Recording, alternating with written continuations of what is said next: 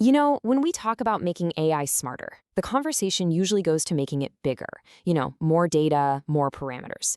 But what if the real secret isn't about getting wider, but about going deeper? We're going to look at some amazing new research that suggests for a certain kind of AI, depth is literally everything. Okay, first, just look at this.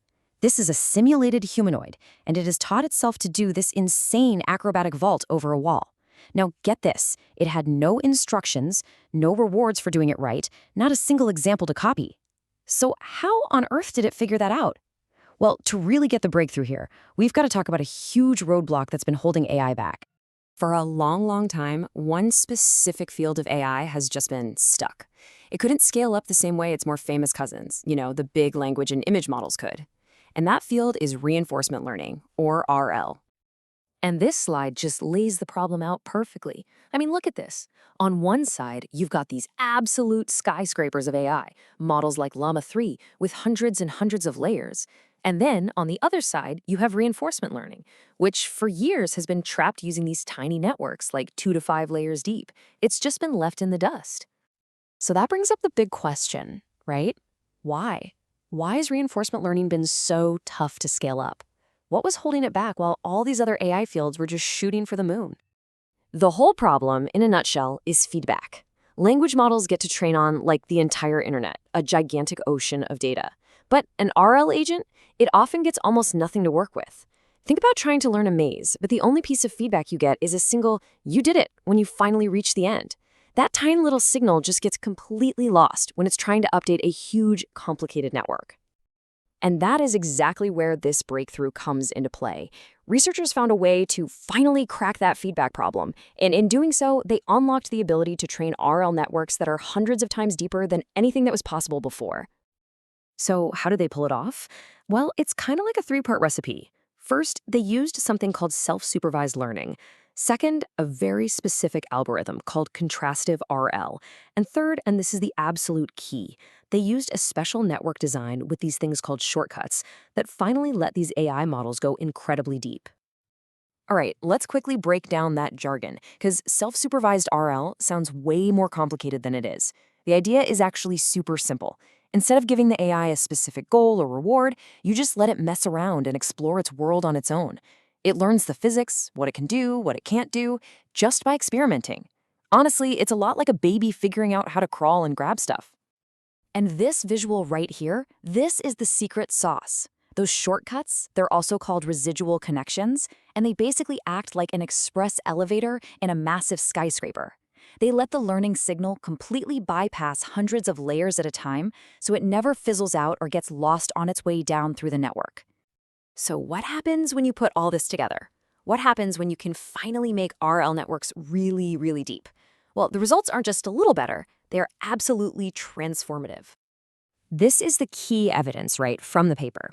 And you can see on all kinds of different tasks, from robotic arms to tricky mazes, the pattern is just crystal clear.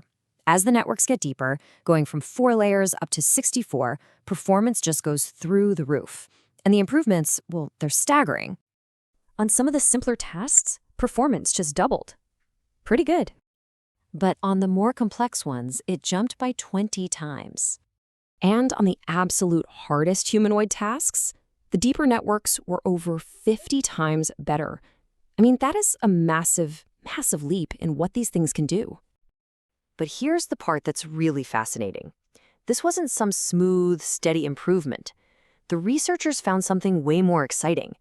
These sudden, huge jumps in performance that only showed up after the network got past a certain critical depth. This chart shows it perfectly. Without those special shortcuts, performance is just flat. Nothing happens.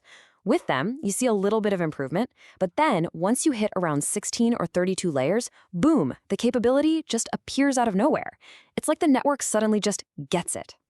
Which, of course, brings us full circle, right back to our amazing acrobatic friend. This whole phenomenon of new abilities just emerging out of the blue, that's exactly how that incredible vaulting skill appeared. So at just 4 layers deep, which was basically the old standard for RL models, the humanoid can't really do much of anything. It just collapses into a heap. But once you get it to a critical depth of 16 layers, a brand new skill emerges. It actually learns how to walk. But the truly magical moment happens when you push it to 256 layers. All of a sudden, the agent doesn't just walk around the wall, it discovers this completely new, way more efficient strategy, this acrobatic vault. That skill just did not exist in the shallower models. It emerged purely from adding more depth. Okay, so the big question is, why? Why does just going deeper make the AI so much smarter? Well, it's because deeper networks build a fundamentally better and richer understanding of their world. This visualization from the paper is just fantastic. On the left, you've got a shallow 4-layer network trying to get to the goal, that G. Its understanding is super simple. It just thinks the shortest path is a straight line right through the wall. But now look at the 64-layer network on the right. It's learned the actual shape of the maze, and it understands it has to go the long way around. It has a much more accurate model of its world. And this creates this amazing feedback loop, right? Going deeper lets the AI explore its world more effectively. That generates better data for it to learn from, which then fills its much larger capacity with more complex skills. And all of that helps it generalize, letting it solve problems it has never even seen before. So, the huge takeaway here is this. For the kind of AI that we're going to need for things like complex robotics, the path forward isn't just about wider networks or throwing more data at the problem.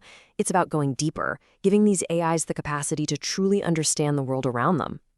This research successfully trained networks over 1,000 layers deep. So it just makes you wonder, right? If this crazy vaulting skill emerges at 256 layers, what completely unforeseen abilities might be unlocked when we can push this to 2,000 layers? Or what about 10,000? The era of deep reinforcement learning might just be getting started.